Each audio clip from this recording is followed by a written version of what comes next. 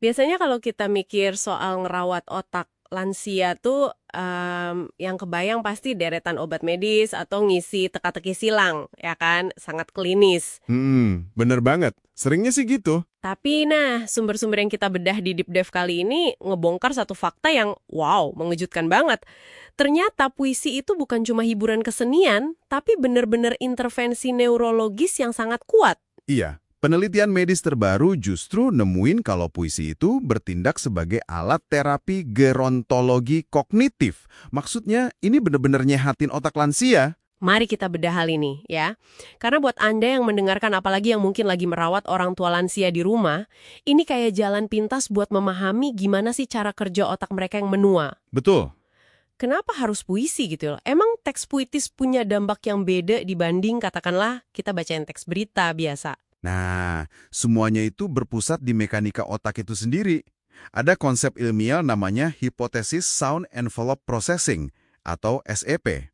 Oke, SEP. Iya, jadi sound envelope itu bentuk gelombang suara, kayak gimana suara itu naik turun secara teratur. Otak kita tuh secara alami suka banget sinkronisasi sama pulsa ritmis itu. Ritme ini yang memfasilitasi apa yang kita sebut coupling sensori motorik. Bentar. Kopling sensori motor. Ini kedengarannya malah kayak istilah bengkel mobil ya. Apa hubungannya sama kakek nenek kita yang lagi dengerin puisi? Analogi yang pas sebenarnya. Bayangin aja, ini benar-benar kayak kopling mobil. Dia menghubungkan mesin pendengaran dengan roda penggerak fisik. Oh, jadi menggerakkan motoriknya lansia. Tepat sekali. Pada lansia, yang kemampuan bicara dan motoriknya mulai nurun, stimulasi ritmis dari puisi ini secara fisik memperkuat jaringan syaraf mereka, jaringan yang ngatur otot komunikasi gitu. Terus, jangan lupa, puisi kan syarat metafora ya. Benar, banyak kiasannya. Nah, waktu otak lansia berhasil memecahkan makna kiasan itu, ada bagian otak namanya nucleus accumbens yang langsung menyala. Oh, itu sirkuit penghargaan di otak kita kan? Jadi mereka dapat semacam kepuasan kimiawi, kayak dapat hadiah abis mecahin teka-teki gitu. Persis.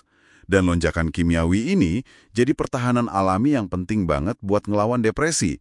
Karena depresi kan sering banget muncul bareng penurunan kognitif di usia senja. Ah, masuk akal. Ini juga bikin saya mikir soal rima di akhir baris puisi.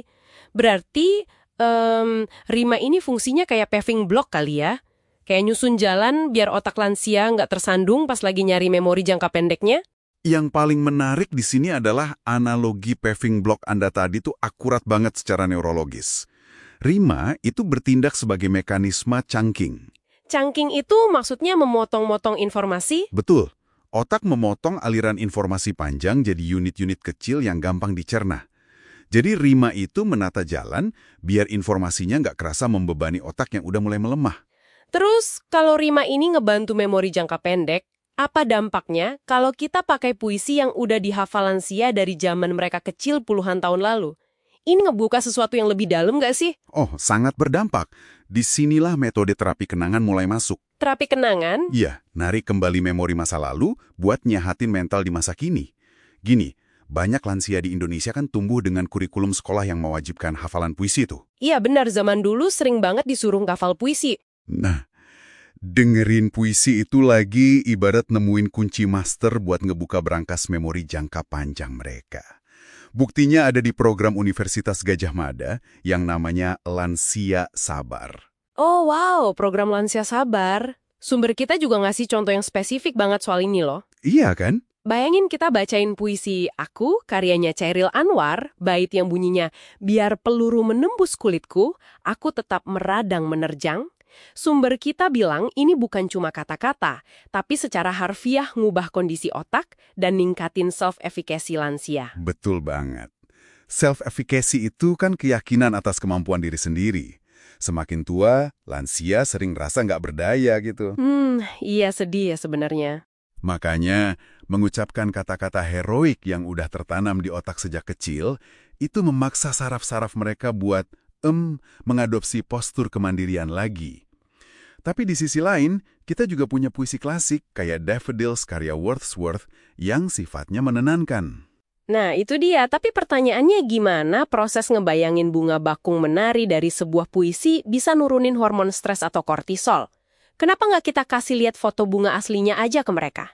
Karena dengan puisi, Otak tuh harus kerja keras ngebangun gambar itu sendiri.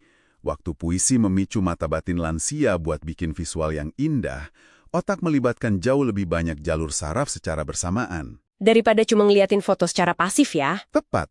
Kreasi aktif ini ngirim sinyal ke sistem saraf kalau lingkungan mereka itu aman. Hasilnya, kadar kortisol turun drastis dan self-compassion mereka justru meningkat. Self-compassion itu rasa welas asih ke diri sendiri pas mereka mulai frustrasi sama proses penuaannya itu ya. Iya, persis seperti itu. Sama orang tua di rumah nanti sore, apa cukup dengan kita bacain buku puisi gitu aja? Itu awal yang bagus sih, tapi Anda bisa pakai metode call and response buat hasil yang maksimal. Call and response gimana tuh prakteknya? Anda baca satu baris, terus biarin mereka ngulangin baris itu. Ini manfaatin echoic memory atau memori gema. Oh, jejak suara yang masih ketinggalan di telinga beberapa detik setelah suaranya berhenti itu ya? Dan uniknya, area otak yang nyimpen gema ini adalah bagian paling terakhir yang diserang sama demensia. Wah, luar biasa. Jadi kita manfaatin bagian otak mereka yang paling tangguh. Tapi gimana cara bikin efek gema ini makin kuat? Kalau kita hubungin sama gambaran besarnya, stimulasi ini harus multisensorik. Maksudnya jangan cuma ngandelin telinga aja. Mesti libatin indera lain ya? Betul. Misalnya pas bacain puisi tentang keindahan bunga mawar, bawalah bunga mawar asli. Biarin mereka nyentuh kelopaknya yang lembut, terus mencium aromanya sambil dengerin rima puisi Anda. Jadi otak dipaksa ngikat gema suara sama sensasi fisik tadi ya, biar asosiasi memorinya jauh lebih kokoh. Iya, betul sekali. Kombinasi itu kunci utamanya. Jadi apa dong arti dari semua ini? Kita udah lihat gimana irama, rima, sama metafora tuh ternyata kerja layaknya alat mekanis yang ngerawat sel-sel otak. Bener. Puisi bukan cuma soal estetika aja, tapi benar-benar jadi semacam vaksin bagi jiwa buat pertahanan kognitif kita di usia senja. Saya sangat setuju. Ini bukti indah banget kalau sains dan seni bisa kolaborasi buat nyiptain masa tua yang bermartabat. Setuju banget. Nah, obrolan ini ninggalin satu pemikiran yang lumayan provokatif buat Anda renungkan. Apa tuh? Kalau hafalan-hafalan puisi dari zaman sekolah dasar ternyata diam-diam jadi semacam pelindung saraf dari demensia puluhan tahun kemudian, memori masa kecil, apalagi ya yang tanpa Anda sadari saat ini lagi ngebangun benteng pertahanan buat otak Anda di masa depan nanti.